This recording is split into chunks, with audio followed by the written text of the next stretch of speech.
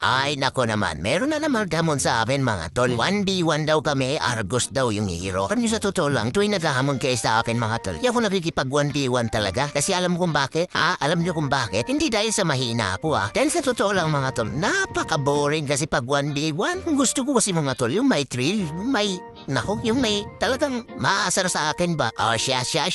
O shoutout sa'yo, Ryan Garcia. Wish granted ka na. Sige tol, laro tayo 1v1. Alam ko naman kung gaano rin kasaya kung mapansin kayo ng isang small content creator pa lamang. Naman sana mga tol, tulungan niyo ako at samahan niyo ako hanggang tulo mga tol. Doon po sana tayong mahiya mga tol na ipalo tong page ko. At dito nga sa video to mga tol, medyo matagal-tagal na akong nagtagamit ng saber. Abay lokong hanap ito, titipi-tipi ka pa talaga. Dalawa pa yung March Manila dito mga tol. Tipihan din natin, ang lakas mo tumipi Aba, may patawa-tawa ka pa. Ano yan, tawa now, iyak later? Baka isipin nyo, kasik lang to mga tol Rank din to mga tol. Pero iwan ko pa kung bakit dalawa yung March Manila.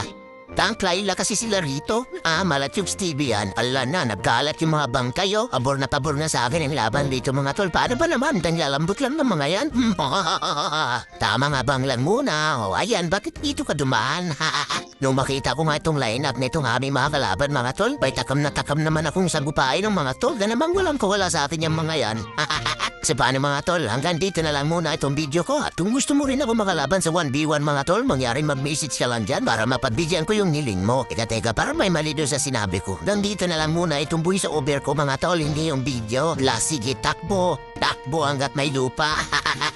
Ay, tinatamad na yung Garena mga tol. Paano ba naman? Masyado ko daw ginagalingan?